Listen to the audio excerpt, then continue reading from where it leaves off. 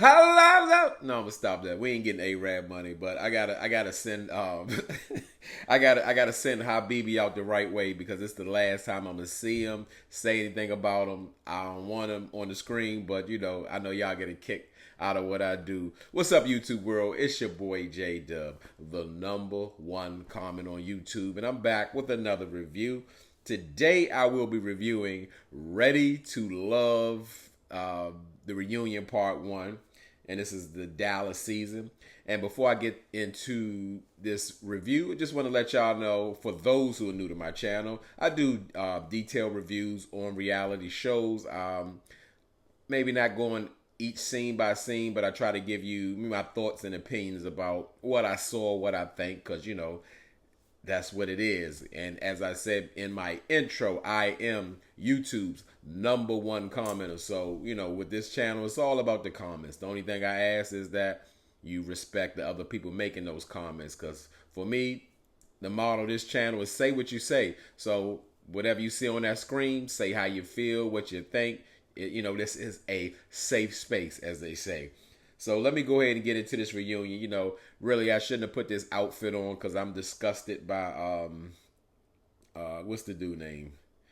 Whatever his name is, Habibi. But I just thought I'd do it for a kick for y'all because most people like it. And shout out to my two faves, Jacqueline Willoughby and Markeisha Bennett. Without them, I wouldn't be bringing this video because they really put it out there and say, hey, I know you do the panels and stuff on Monday, J Dub, so we need a review on the reunion. And they asked, they put it out there, so be it. So y'all can thank them for if y'all enjoy the video.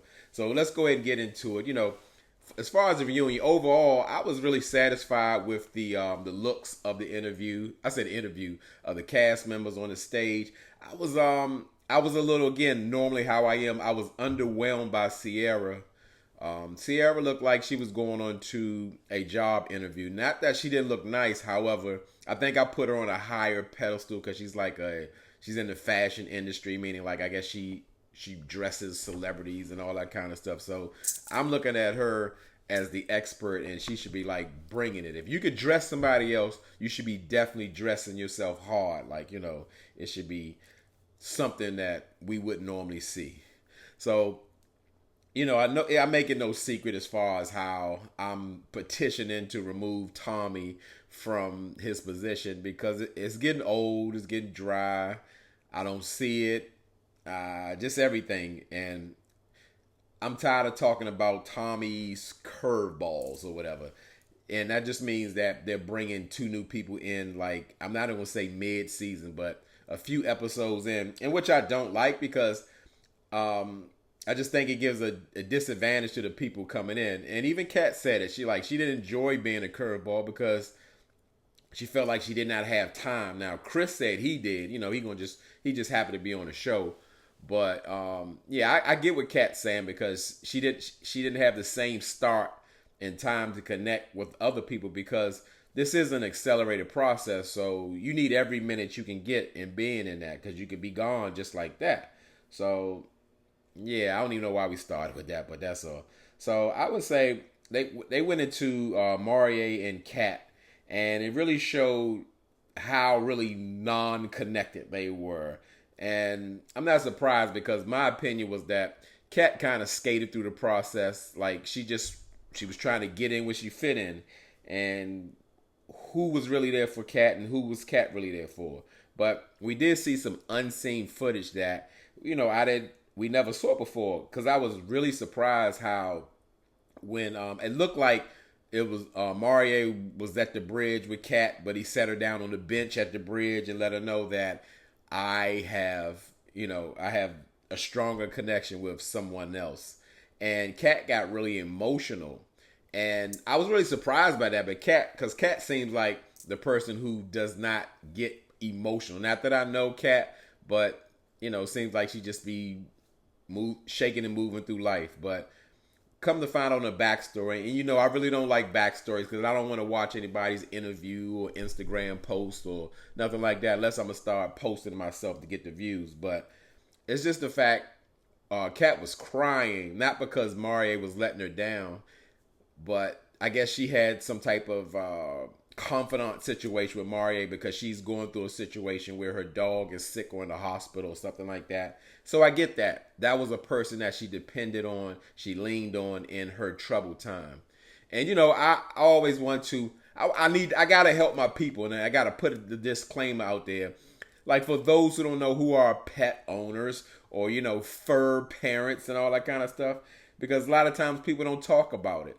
But me, I say what I say, and I just want to help the people. I want to help my people through. And when I say that is that please understand that your fur babies have a very limited lifespan, and in that lifespan, they can get sick as well. That's how it usually goes. They're living longer than ever, maybe up to 20 years, some 15 years, some shorter. But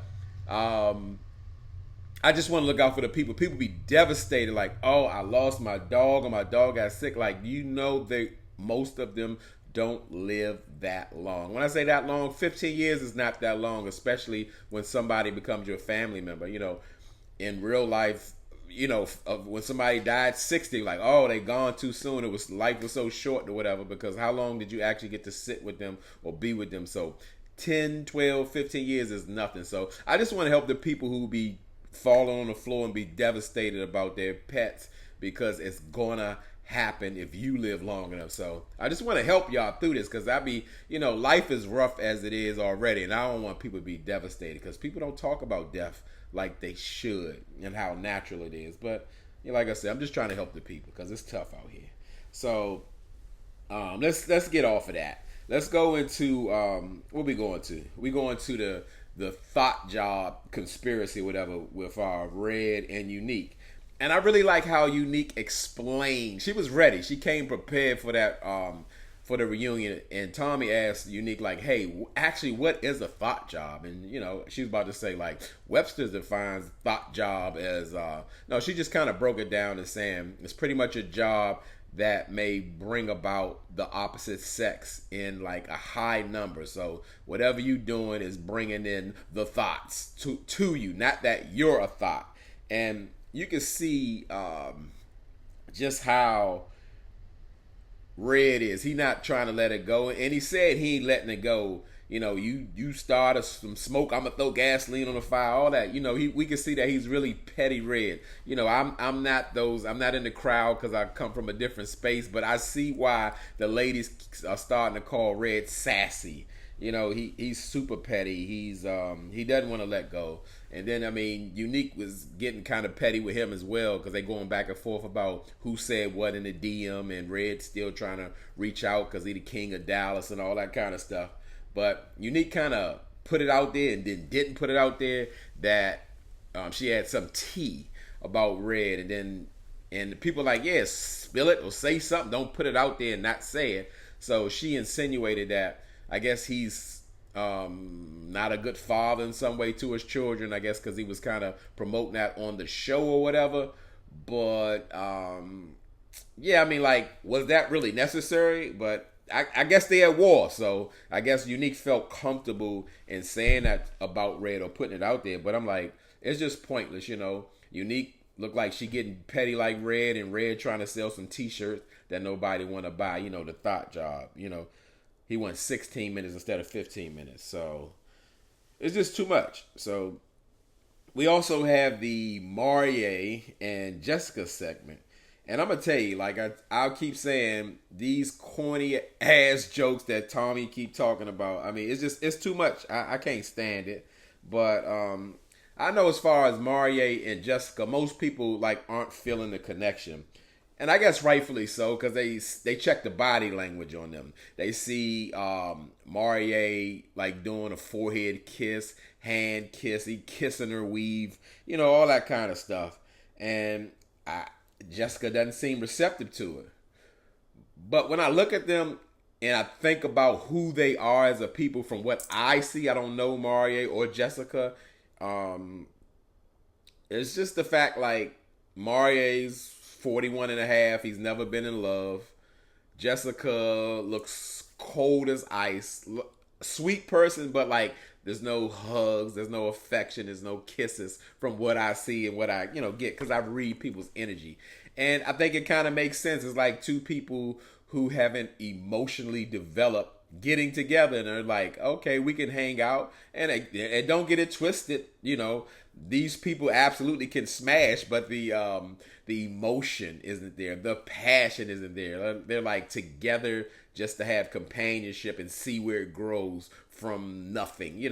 Just like real boring and dry. But I can see it.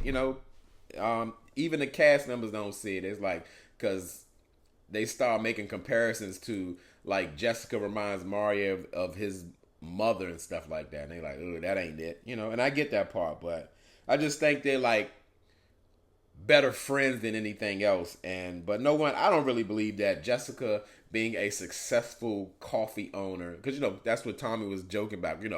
We find out what's really in the brew, and that wakes you up in the morning. Like, shut up, Tommy. My God, like it's ridiculous. But I just don't believe Mario and Jessica are going to move to Ghana or South Africa or Nigeria or Sudan and get a house with the white picket fence with Mario having full custody of his 12-year-old son. I just don't see it. Nobody sees that, because Mario was moved to the Bahamas the other week, but whatever. So let's get into my man Habibi segment. Habibi ain't my man for real. I got a problem with Habibi, and Tommy does too. He's trying to address the disrespect that is going around or whatever, because a lot of ladies are saying like this guy is disrespectful in a lot of ways, and they show clips and it seems disrespectful. I get it. People are now into the truth or whatever. When I say that way because, like, now it's a thing that your truth is accepted even though you treat other people poorly, and I don't believe in that. I mean, like, if you're going to deal in this world, you should make some adjustments to accommodate other people, not changing yourself, but changing your behavior, because your behavior may feel comfortable to you, but it could be quite offensive. And I don't think Habibi is like self-aware, because nobody is really like keeping him accountable.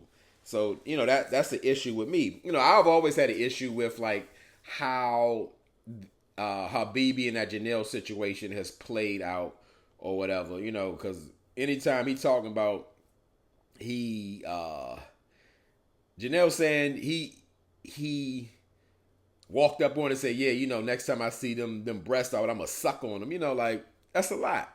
And granted, I cannot imagine how many times women have been verbally assaulted. I know that's tough as you as women. Like, y'all walk up, some crazy dude or super aggressive say some crazy stuff to you. But, like, when you're in a professional setting, like you're at work for real, whether how much you're getting paid or not, they're supposed to protect you. They're supposed to put you in spaces that certain things shouldn't be happening or tolerated. Because I remember even seeing in the clip in there, like when Habibi was talking to Jessica, even though it was in group setting, you can see Jessica kind of cover up her breasts, because I'm sure that made her feel some type of way. I said Jessica, Janelle.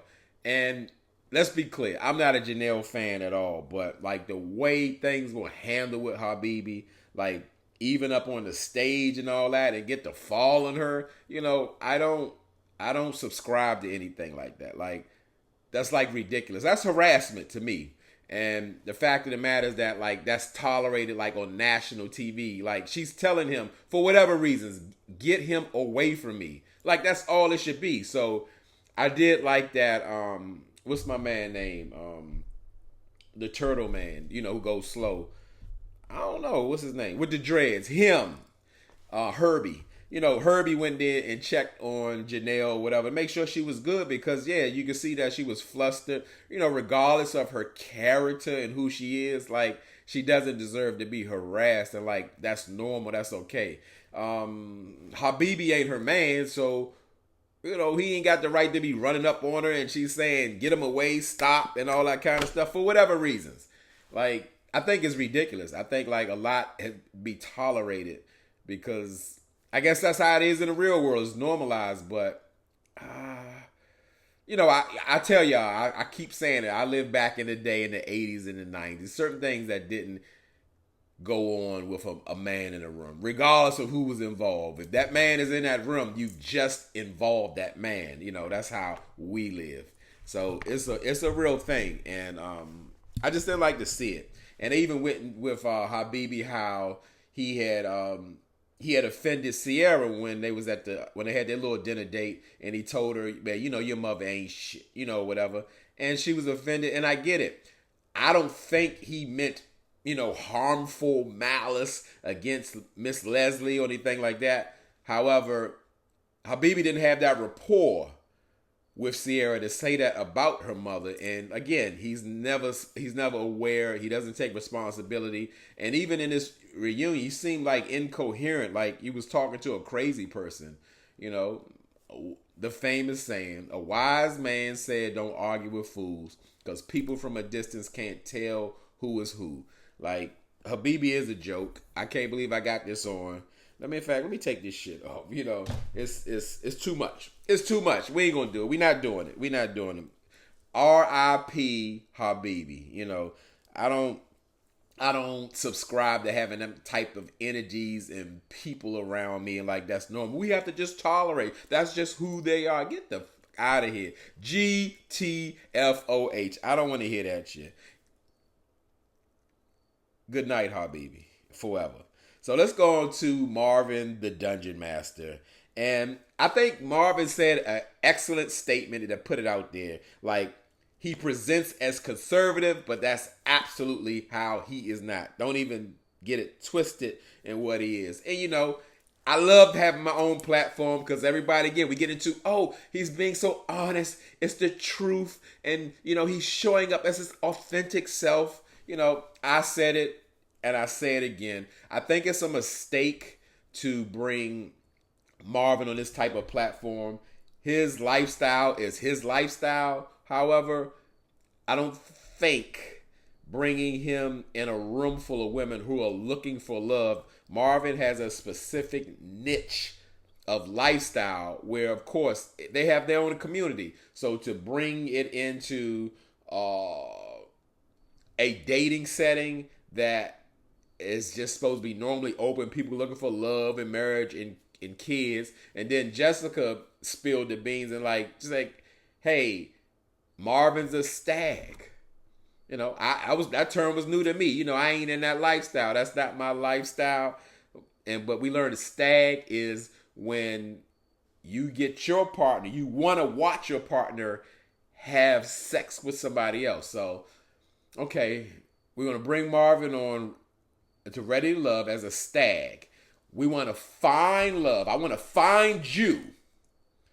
And then I want you. We in love. I'm working on it. I'm building. We're connecting. Now, guess what I need you to do? I need you to have sex with that man for my pleasure. Picture that. That's just me. That's just me, and I have issue with that, and it's okay. That's why I love having my own platform. I love it. I can say what I say. I'm breathing because I think it's absolutely absurd and ridiculous. Again, nothing with the lifestyle. To each his own. Everybody got their kink. I'm not into I want to share my woman and all that. I couldn't even imagine that. I can't imagine nobody touching my woman. So let alone I'm going to watch you have sex with her and that's romantic, or that turns me on. Hell no. But okay, to each his own. But we find that Marvin, the Dungeon Master, actually has found love. He has a stag woman who's willing to love him in the place that he is. Her name is Juju. And he found that person. But again, to say that hey, this is the proper setting, I so disagree with that. And it's okay. It's my opinion. What else did I say? But people were actually intrigued, Unique, and we find Unique actually went to Marvin's show and seen it or whatever and seemed intrigued. I think Marvin thugged Unique out in some kind of way. Well, maybe not the stag part, but probably I'm speculating allegedly that she let him perform some type of, hot wax or saran wrap kind of situation. Hey, like I said, get your freak on, do your thing, but again, the ladies didn't seem receptive to it, and I totally get it. Like I said, let's get the white picket fence with the kids, and again, you can have sex with the neighbor. But okay, let's move on. So let's go to the toxic Toquilla segment. You know, I'm gonna say like this. I had the outfit on. When I see Toquilla's stamp Habibi's behavior, like Habibi is such this great guy and all that kind of stuff, she lose all credibility with me. Same way as Habibi, you know, it says a lot about her. And on top of that, Tequila's like on go. She ready to fight. You know, she rocking in the chair like, you know, she ready to do something. And I really get sick of that kind of energy. Again, we're supposed to be looking for love. So now we got, you know, love and hip hop or Bad Girls Club. We don't want to see that. And I think it's absolutely absurd and ridiculous. We have 40-year-old people on the stage, knucking if you bucking, ready to fight and all that kind of stuff. I don't think we came here for that, because I'm thinking like, this ain't the space for that. And at this point, when you're getting those big grown ages, having something to lose, it just don't make sense. Like, let's fight. Especially if you got brands and all that kind of stuff. It looks crazy to me. It looks crazy. This is not the street. This is a professional setting, but I do have a problem the way like we're portrayed. You know, people say it all the time. Oh, white people and they fight all the time, and it looks terrible for us. I'm not speaking about nobody. For us, I just don't like it. I don't like it at all. They normalize the dysfunction, and you know, Toquilla, she doesn't apologize. She is that person. She's the toxic girl. And I guess some people like that because they've never had a normal relationship. Their mamas, grandmamas, aunts, everybody fighting, cussing, stabbing. It feels like home, like apple pie. But Toquilla wasn't done though. She was really like on a tip, like when she had an issue with Phil, and she was like exposing Phil. You're like, yeah, like we acting like Phil is such a good guy. He told me he'd eat the first or whatever and all that. And Phil, he stood on it. He was like, yeah, I said that, but what they got to do with anything? I mean, I guess Phil could say that anytime Marvin is doing forced orgasms or he's, you know, watching his newfound love have sex with someone else. So I guess he can say that. But Toquilla went there on Phil. Like, she's like, I got a problem with the energy Phil is putting out. I mean, I guess because they had a previous conversation where they didn't air it, that like Phil didn't want to have a threesome or whatever. And Toquilla wasn't feeling it, I'm assuming. But Toquilla put out that, you know, Phil filed bankruptcy and she's like allergic to the broke energy or whatever. And I really didn't. I was like, wow, she jumped out there like that. But Phil explained like, hey, you know, it was the housing crash. I was in real estate business. All my property, my assets went down under, and that's okay. Yeah, that is a business move. People try to put a stigma on that. That's a strategic financial move if you're in trouble. So, you know, it didn't really hit, but it's just like you see she trying to chop his head off, but it really didn't work. But, you know, I guess it still made Phil look bad because they keep saying, you know, he got that broke energy, that unstable energy. He's a stand-up comedian. And even, I remember Kira White Boots had put it out there like it seemed iffy about Phil, and I spoke on that on the review back then because it is pointed out like I said, no one's asking for Phil's bank statements. However, when it starts to feel like your career is iffy, you can't give a solid answer about what's going on in your financial situation. It looks a little shaky.